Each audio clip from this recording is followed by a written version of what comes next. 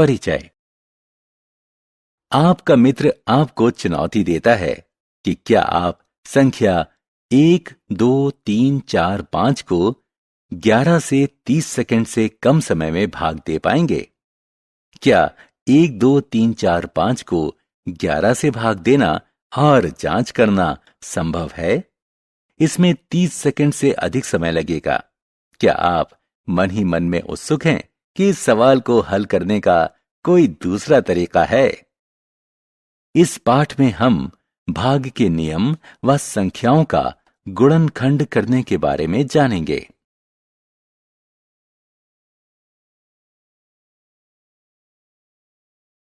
उद्देश्य। इस पाठ के अंत में आप निम्न करने में सक्षम हो जाएंगे।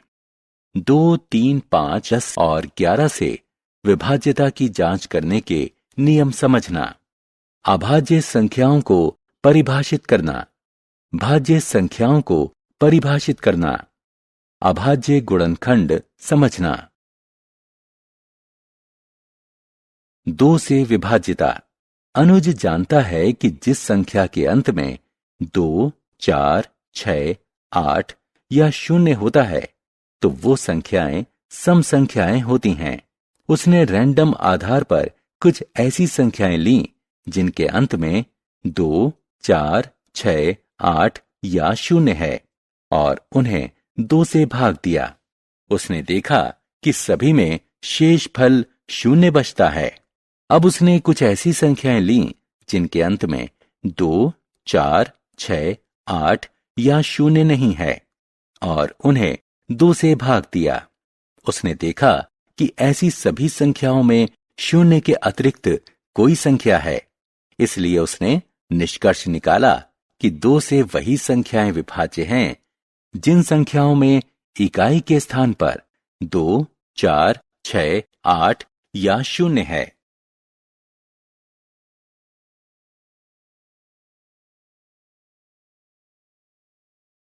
तीन से विभाज्यता।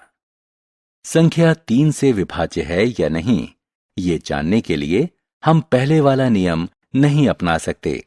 आप देखेंगे कि ऐसा क्यों है। 33 के अंत में 3 है, जबकि इसे 3 से विभाजित करने पर शेषफल 0 प्राप्त होता है। इसलिए 363 3 से विभाज्य है। 473 के अंत में भी 3 है, लेकिन जब इसे 3 से विभाजित किया जाता है तो शेषफल 2 बचता है। इसलिए 473 3 से विभाज्य नहीं है। इस तरह स्पष्ट है कि 3 से विभाज्यता जांचने के लिए एकदम अलग नियम होगा। यह जानने के लिए कि संख्या 3 से विभाज्य है या नहीं, उस संख्या के अंकों का योग करें। उदाहरण के लिए 363 की 3 से विभाज्यता जांचने के लिए हम 3, 6 और 3 का योग करते हैं। हमें योगफल 12 प्राप्त होता है और 12 3 से विभाज्य संख्या है। अब 4, 7, 3 के अंकों का योग करें। योगफल 14 प्राप्त हुआ, जो कि 3 से अविभाज्य संख्या है। इसलिए हम कह सकते हैं कि यदि संख्या के अंकों का योग 3 का गुणज है तो वह संख्या 3 से विभाज्य है।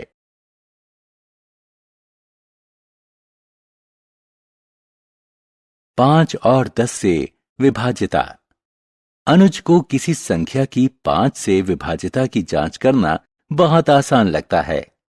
वो संख्याएं जिनके अंत में 5 या 0 है 5 से विभाज्य हैं। कोई भी वह संख्या जिसके अंत में 0 है वह 10 का गुणज है, इसलिए वह 10 से विभाज्य है। इसलिए कोई संख्या जिसके इकाई के स्थान पर 0 या 5 है तो यह 5 से विभाज्य है, और कोई ऐसी संख्या जिसके इकाई के स्थान पर 0 है तो वह संख्या 10 से विभाज्य है। 11 से विभाज्यता। मान लें कि संख्याएं 132, 1562, 2717 और 83919 है। ये सभी संख्याएं 11 से विभाज्य हैं और इसे भाग की सीधी विधि द्वारा जांचा जा सकता है। इकाई से शुरू करते हुए इन संख्याओं के विषम स्थानिक अंकों के योग पर विचार करें। इसी प्रकार शेष अंकों या समस्थानिक अंकों के योग पर विचार करें। इन दोनों योगफलों के मध्य अंतर ज्ञात करें। यह अंतर या तो 0 है या फिर 11 है। यह कोई संयोग नहीं है, यह सामान्य नियम है। यदि किसी संख्या के विषम स्थानिक और समस्थानिक अंकों के योग का अंतर 11 से विभाज्य है, तो वह संख्या भी 11 से विभाज्य होगी।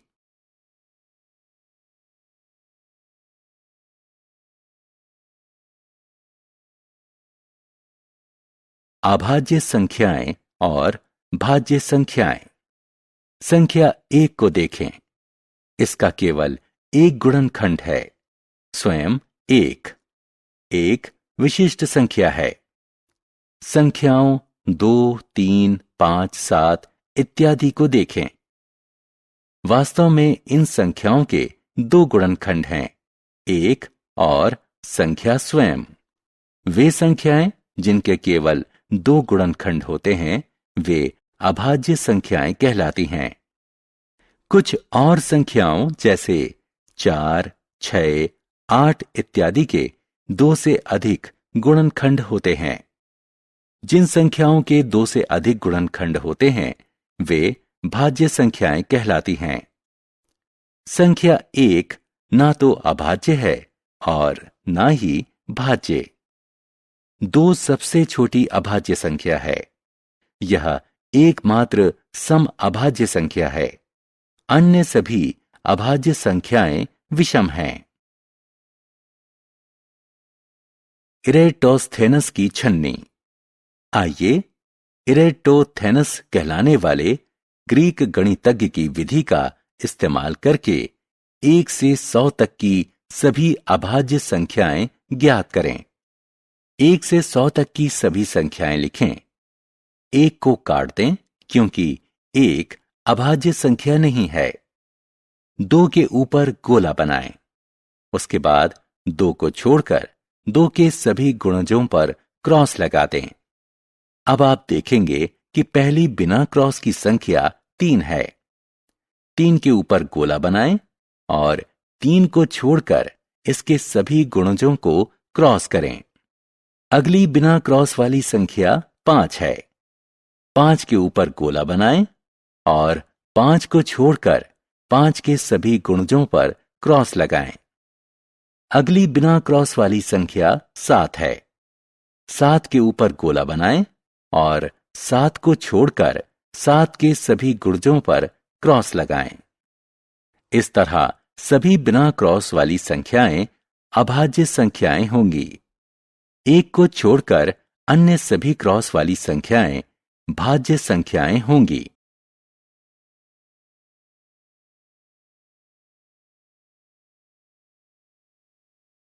अभाज्य गुणनखंड। जब हम किसी संख्या को इसके गुणनखंडों के गुणनफल के रूप में व्यक्त करते हैं, तो हम कहते हैं कि संख्या का गुणनखंड किया गया है। इस तरह जब हम 24 को 3 गुणे 8 लिखते हैं, तो हम कहेंगे कि संख्या का गुणनखंड किया गया है। गुणनखंड 8 का आगे 2 गुणे 2 गुणे 2 के रूप में गुणनखंड किया जा सकता है। हम 24 को 2 गुणे 12 के रूप में भी लिख सकते हैं। इसमें गुणनखंड 12 का आगे 2 गुणे 2 गुणे 3 के रूप में गुणनखंड किया जा सकता है। इस तरह 24 को 2 गुणे 2 गुणे 2 गुणे 3 के रूप में लिखा जा सकता है। 24 को एक और विधि से 4 गुणे 6 के रूप में भी लिखा जा सकता है। गुणनखंड 4 का आगे 2 गुणे 2 के रूप में गुणनखंड किया जा सकता है। गुणनखंड 6 का आगे 2 गुणे 3 के रूप में गुणनखंड किया जा सकता है। इस विधि से भी 24 को 2 गुणे 2 गुणे 2 गुणे 3 के रूप में लिखा जा सकता है। इस तरह 24 का गुणनखंड करने पर हमें अंततः 2 गुणे 2 गुणे 2 गुणे 3 ही प्राप्त होता है। इस गुणनखंड में शामिल गुणनखंड 2 और 3 दोनों अभाज्य संख्याएं हैं। किसी संख्या का इस प्रकार का गुणनखंड अभाज्य गुणनखंड कहलाता है।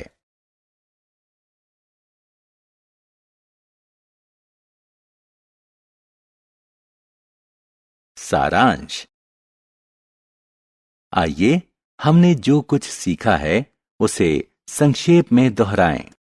जिन संख्याओं में इकाई के स्थान पर 2, 4, 6, 8 या 0 होता है वे 2 से विभाज्य होती हैं। जिन संख्याओं में इकाई के स्थान पर 5 या 0 होता है वे संख्याएं 5 से विभाज्य होती हैं। जिन संख्याओं में इकाई के स्थान पर 0 होता है वे संख्याएं 10 से विभाज्य होती हैं। यदि किसी संख्या के अंकों का योग 3 से विभाज्य है तो वो संख्या भी 3 से विभाज्य होगी। यदि किसी संख्या के विषम स्थानिक और समस्थानिक अंकों के योग का अंतर 11 से विभाज्य है तो वह संख्या भी 11 से विभाज्य होगी।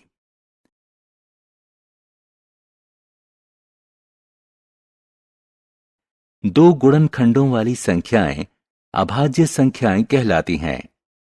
2 से अधिक गुणनखंडों वाली संख्याएं भाज्य संख्याएं कहलाती हैं। एक विशिष्ट संख्या है। यह ना तो अभाज्य है और ना ही भाज्य। संख्या 2 सबसे छोटी अभाज्य संख्या है। यह एकमात्र अभाज्य सम संख्या है।